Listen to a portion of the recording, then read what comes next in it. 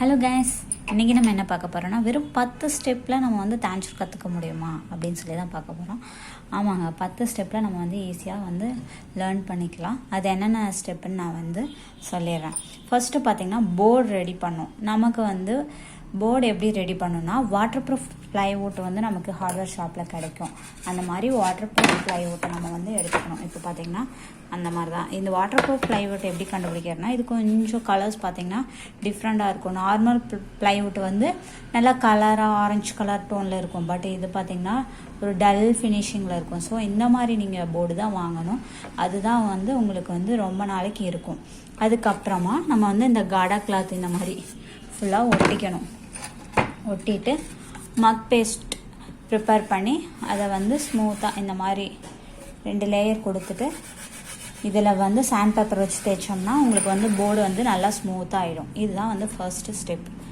அப்படி ரெடி பண்ணதுக்கு அப்புறமா நமக்கு என்ன சாமி வேணுமோ அந்த சாமியை வந்து இந்த இதில் வச்சு நம்ம ட்ரேஸ் பண்ணிக்கணும். மோஸ்ட்லி வந்து ட்ரேஸ் பண்ணுற மாதிரி தான் இருக்கும். அப்போ தான் வந்து உங்களுக்கு, ஏன்னா போர்டு நம்ம ரெடி பண்ணிவிட்டு அது மேலே நம்ம வரைஞ்சிட்டு அது தப்பாக போயிடுச்சு அப்படின்னா வந்து அது கரெக்டாக இருக்காது. ஸோ மோஸ்ட்லி ட்ரேஸ் பண்ணணும். செகண்ட் ஸ்டெப் முடிஞ்சிச்சு. அடுத்தது தேர்டு ஸ்டெப், ஸ்டோன் ஓட்டணும். ஸ்டோன் பார்த்திங்கன்னா இந்த மாதிரி நமக்கு என்ன கலர்ஸ் வேணுமோ அந்த மாதிரி வந்து நம்ம ஸ்டோன் நம்ம வந்து ஒட்டிக்கலாம்.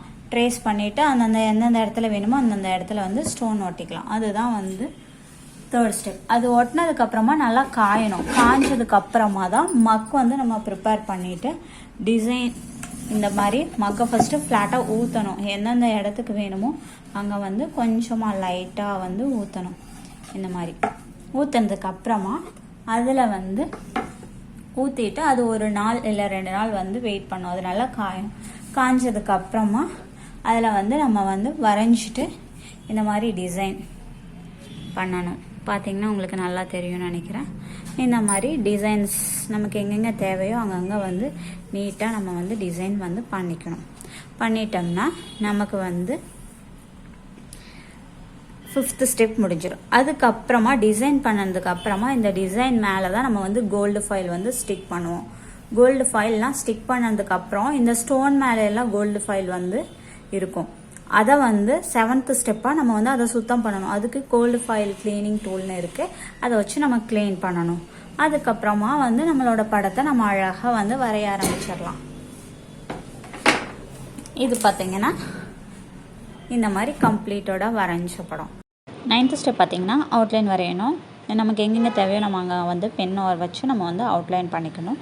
10th ஸ்டெப் பார்த்திங்கன்னா ஃப்ரேம் ஒர்க்.